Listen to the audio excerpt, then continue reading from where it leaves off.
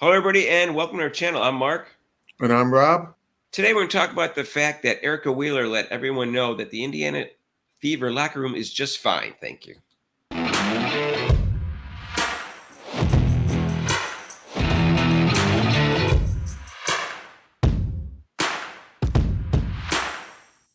And hey, if you haven't subscribed to our channel yet, please do so and hit the notification bell when you do. Going for 5,000 subscribers, and we need your help. So, Sheryl Swoopes tried to indicate there was a problem in the Indiana Fever locker room, but basically, she just made it up, Rob. And Erica Wheeler responded to that. I guess first we'll talk about what Sheryl Swoopes said. And at least I think Erica Wheeler was responding to that. I'm not sure. This is what Sheryl Swoopes says, who, by the way, has made no mention of the problems in the Chicago Sky locker room. I wonder why. Yeah. But she did say this. There's a lot of S going on that other players are like, this ain't where I want to be. So you have players that are very significant on this Indiana Fever team that are like, I don't think this is where I want to be this year. So when Swoopes was asked to elaborate on what exactly she meant by this, she replied, I'm not in the locker room. I don't know. I'm not even on the team. I'm Then how talking the about hell? I'm talking about more social media. Now, I haven't heard anybody say anything in social media in the Indiana Fever team indicate that the locker room is a problem or the fact that they want to leave the team. Now, we know that Alyssa Smith may want to leave the team, but she hasn't said so in social media, to the best of my knowledge. So it looks like she just made that up. And then she indicated that Aaliyah Boston had to, end her social media in the beginning of the year because she got some criticism, and that there's a lot of eyes on the team, and there might be some, pressure on them because there's more eyes on the team. Big deal. That doesn't mean there's a locker room problem. Well, she made another stupid statement. And then at the end, she goes, well, I'm not in the locker room, so I don't know. Now, how the hell can you comment on something that you don't even know if you're not even there? And you just say, oh, well, Mark, I had this my cousin, second cousin on my mom's side who's related to my other cousin said this about,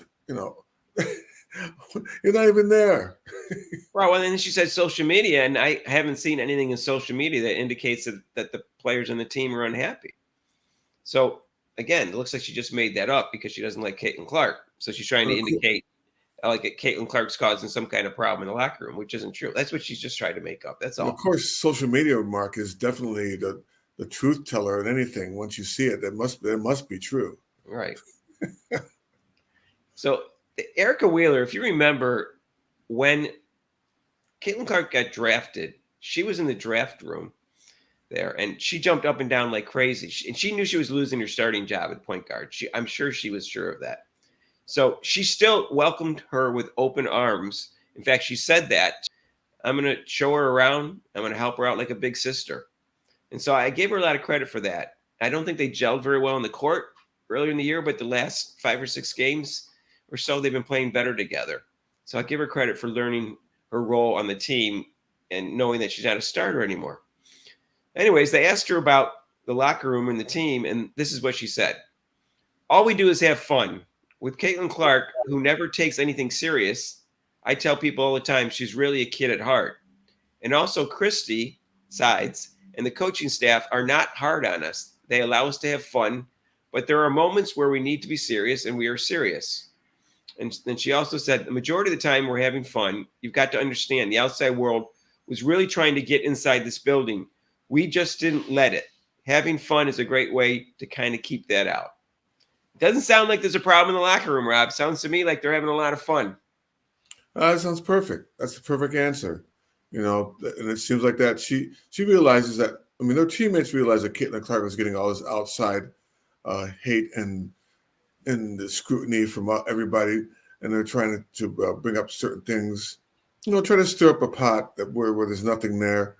And so she's like, yeah, nice try, but we've band together, and we're not none of your outside influence or what people are saying like Swoopes is not true.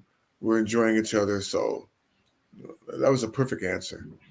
Right, and I'm glad she said that, Rob. And I didn't really think Sheryl Swoopes said anything of substance, and she's just a hater, so I don't take her She never seriously. does. She never Right, does.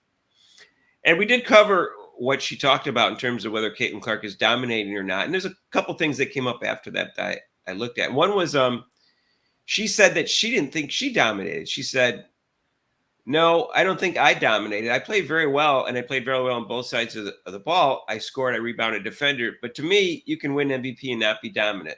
All right, so she's kind of like downplaying her own success, and that way she doesn't look like a hypocrite when she says Caitlin Clark didn't dominate. I guess she's so intent on not thinking Caitlin Clark dominated because she said, "I still don't think she's dominating, but she's a different player than she was in the first half of the year." So if you remember initially, that she was asked about how Caitlin Clark's skills would translate, and she said, "No, she's not going to dominate right away," which I didn't have a problem with. And then, but she did respond to that. She said, "I never questioned if Caitlin was a good player. I think she's a hell of a player," which I'm surprised she said that. So now she's saying she's a hell of a player, which I give her credit for saying that now. My thing was, no, I didn't think she would come in and dominate. I thought it would take her some time to adjust to being a professional. And to me, that's exactly what she's done.